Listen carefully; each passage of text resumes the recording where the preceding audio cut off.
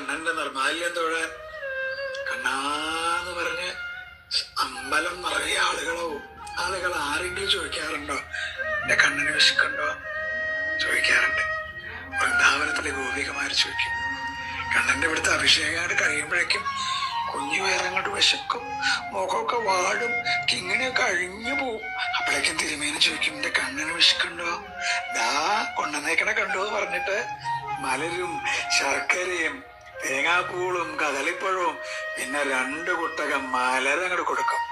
ഒരു സന്തോഷമുണ്ട് കണ്ണന്റെ മുഖത്ത്.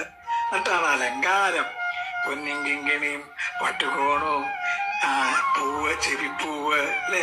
ഒരു ഭംഗിയാ എന്റെ സുന്ദരക്കുട്ടനായ ഗുരുവായൂരപ്പനെ കാണാൻ. കയ്യിൽ കദളിപ്പഴോ ഓടക്കുഴലോ താമരപ്പൂ എന്തെങ്കിലും കൊടുക്കും. ഇത് കണ്ട് തൊഴണവരെയാണ്, ഉഷപൂജ തൊഴണവരെയാണ് ഭാഗ്യവാന്മാര് എന്ന് പറയാ. കൃഷ്ണ ഗുരുവായൂരപ്പ. ഒരുപാട് കാലത്തെ കാത്തിരിപ്പിന് ശേഷം ഗുരുവായൂരപ്പന്റെ അടുത്തേക്ക് ഒരു യാത്രയുണ്ട്.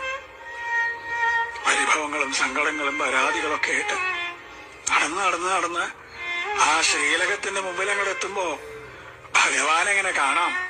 ശംഖും ചക്രവും ഗദയും പങ്കജവുമായിട്ട് ചക്രവർത്തി ഭാവത്തിലുള്ള ഭഗവാന്റെ രൂപം അതങ്ങോട്ട് കാണുമ്പോ കണ്ണ് നിറഞ്ഞൊഴുകും, തൊണ്ടയിടറും, എല്ലാം മറന്നു പോവും, പരിഭവങ്ങളും സങ്കടങ്ങളൊക്കെ.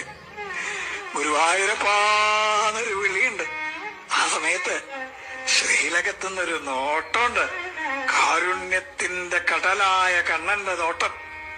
ഞാനില്ലേ കൂടെ എന്ന് പറഞ്ഞിട്ട് ആ കണ്ണനെ ഹൃദയത്തിലേക്ക് നിറയ്ക്കുമ്പോഴേക്കും ദ്വാരപാലകർ നമ്മളെ നിൽക്കിണ്ടാവും. പക്ഷെ ആ കാരുണ്യം നിറഞ്ഞൊരു നോട്ടല്ലേ, അത് മതി നമ്മളെ പരമാനന്ദത്തിൽ ആറാടിക്കാൻ. കൃഷ്ണ ഗുരുവായൂരപ്പ.